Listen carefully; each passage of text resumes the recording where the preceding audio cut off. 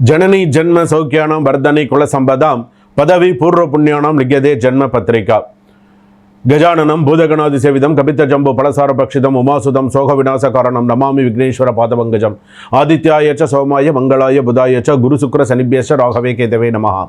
உலகெங்கும் வாழக்கூடிய நெக்ஸ்ட்ஜென் நேயர்கள் அனைவருக்கும் வணக்கம். நான் உங்கள் டாக்டர் வி ராஜ்குமார் சிவாச்சாரியார் பேசுகிறேன்.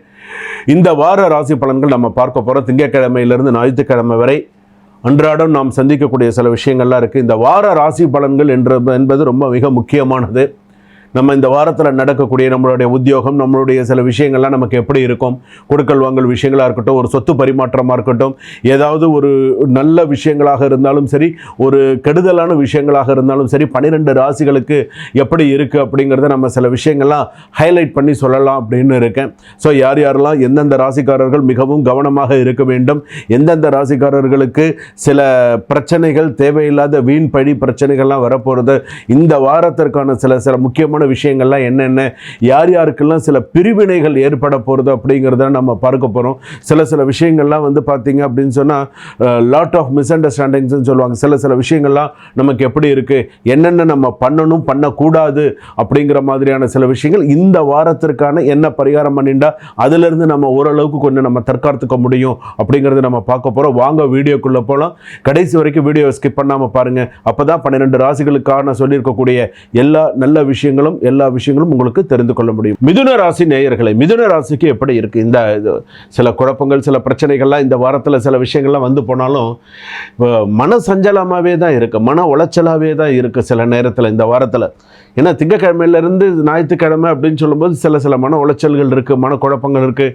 செய்யலாமா வேண்டாமா, இவனை நம்பலாமா வேண்டாமா, நம்பினா நமக்கு ஏதாவது நடக்குமா நடக்காதா அப்படிங்கிற மாதிரியான சில குழப்பங்கள் இருக்குது. பெண்களுக்கு ரொம்ப எச்சரிக்கையான வாரமாக இருக்குது. பெண்கள் வந்து தேவையில்லாத விஷயத்தில் போய் மாட்டிட்டு பிரச்சனை வந்து அதை சால்வ் பண்ணுறதுக்கு 2 பேர், இந்த மாதிரியான சில பிரச்சனைகள்லாம் வரும்.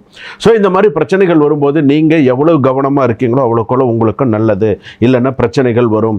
என்னென்ன மாதிரியான சில பிரச்சனைகள்லாம் இருக்குது அப்படின்னு சொன்னால், அதாவது சில நேரத்தில் விதி வலியதுன்னு சொல்கிறோம் இல்லையா, அதனால் ஏதாவது ஒரு விஷயம் செய்கிறீங்கன்னு சொன்னால் குழப்பமாக இருக்கா, அதை அப்படியே நிப்பாட்டி வைங்க. குழப்பமாக இருக்குது, செய்யலாம், 2 மனசாக இருக்குன்னு நிப்பாட்டி வைங்க. மனம் தெளிவுபடும் போது சில விஷயத்தை செய்தால் உங்களுக்கு நல்லது. கம்யூனிகேஷன் பவர் அதிகரிக்கும். உங்களுக்கு வேலைகளில் ஒரு ஸ்மூத் ப்ராக்ரஸ் இருக்கும். ஸோ கவலைப்படாதீங்க. ஆனால் ஓவர் திங்கிங் தவிர்க்கிறது நல்லது. நல்ல முடிவுகள், அதே போல் தொடர்புகள் மூலம் நல்ல ஒரு லாபம், வியாபாரத்தில் நல்ல தொடர்புகள் இருக்கா, நல்ல மாற்றங்கள், இது எல்லாமே இருக்கும். செலவு அதிகரிக்கும். சாணியர்னு முடஞ்சிருக்கும். 10 ரூபா சம்பாரிச்சு 50 ரூபா செலவு, 100 ரூபா செலவு, கடன் வாங்கி செலவு பண்ணக்கூடிய சூழ்நிலை இருக்கும். நகை அடமானம் வைக்கக்கூடியதாக இருக்கும்.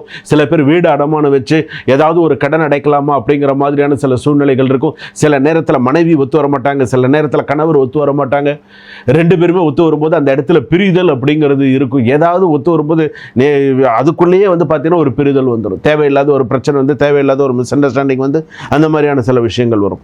ஆனால் புதிய ப்ராஜெக்ட்லாம் அப்ரூவல் ஆகிறதுக்கு நிறைய நல்ல விஷயங்களை இந்த வாரத்தில் நடக்கிறதுக்கான வாய்ப்புகள் நிறையா இருக்கும். குடும்பத்தில் வந்து மிஸ் அண்டர்ஸ்டாண்டிங் இல்லாமல் இந்த வாரம் கொண்டு போனீங்க அப்படின்னு சொன்னால் நல்லது.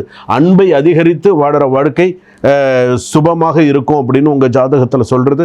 அதே போல் இந்த வார ராசி பலன்கள் சொல்கிறது. அதே போல் வந்து சொத்து வாங்கும் சிந்தனை அதிகமாக இருக்கும். இந்த வாரத்தில் ஏதாவது இடம் வாங்கலாமா, ஏதாவது ஒரு விஷயங்கள் செய்யலாமா அப்படிங்கிற மாதிரி இருக்கும்.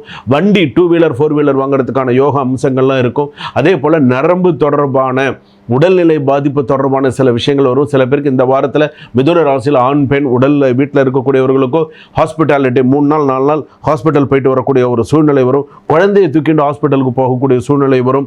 குழந்தைக்கு என சில மாற்றம் காரணமாக குழந்தைக்கு உடல்நிலை பாதிப்பு வரும். குழந்தைக்கு மிதுன ராசியாக இருப்பினும் குழந்தைக்கு அந்த ஜாக்கிரதையாக பார்த்துக்கிறது நல்லது.